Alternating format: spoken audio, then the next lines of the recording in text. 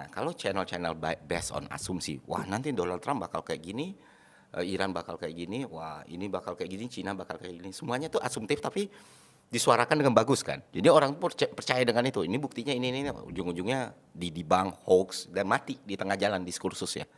Karena basisnya nggak ada. Tapi ketika kita paham ekonomi kayak gimana, kayak misalnya, oh ya ternyata bisnis senjata Amerika tuh gede banget loh.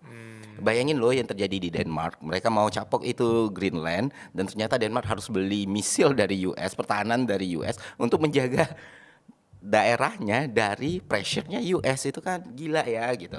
Nah orang tuh ada dasar landasan pikirnya gitu. Kenapa sih perang-perang atau konflik-konflik itu diberdayakan? Oh ternyata ada perusahaan ABCDE yang sahamnya selalu naik, omsetnya selalu naik, dan kontribusinya pada GDP US segini loh gitu.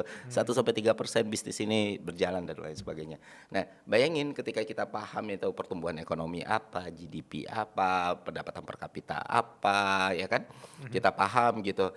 Oh ya antara beda antara tax ratio apa, tax rate apa, orang jadi ngelihat sesuatu itu holistik. Nah, ketika kita udah ketemu bahannya secara holistik, kita ngelihat komponennya seperti apa satu persatu, dan ketika kita ngelihat ada suatu masalah di situ, kritik dan masukannya lebih tepat sasaran gitu.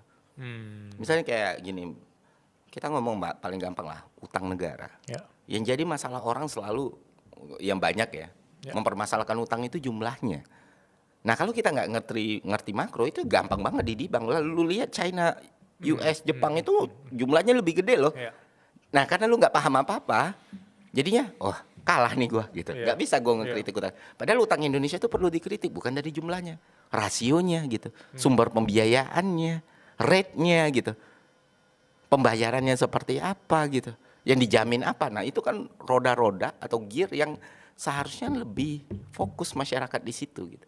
Tapi kan ngertinya jumlahnya utang kita puluhan ribu triliun atau ribuan triliun. Enggak itunya yang lo harus lihat, rasio di GDP-nya berapa. Ruang fiskal APBN kita gimana, peruntukan utang itu untuk apa gitu. Nah ini sasaran kritik yang bakal sulit banget untuk dibantah kalau kita ketemu datanya valid. Itulah kenapa makroekonomi itu membantu teman-teman untuk bermedia sosial dengan nyampe itu gitu. masuk akal ya. Itu masuk akal ya. Itu ya aku tuh. Makanya slogan buku ini kan, ini nggak bikin lu kaya, belum tentu bikin lu pintar, tapi at least kalau lu baca sampai habis, lu bakal nyampe di tongkrongan udah. Iya. Lu banyak bahan ketika datang ke tongkrongan ya. Iya. Setuju. Kalau dalam konteks makroekonomi sekarang kita masuk ke mikroekonomi deh, kita bisa ngomongin tentang finansial secara personal gitu ya. Iya. Saran finansial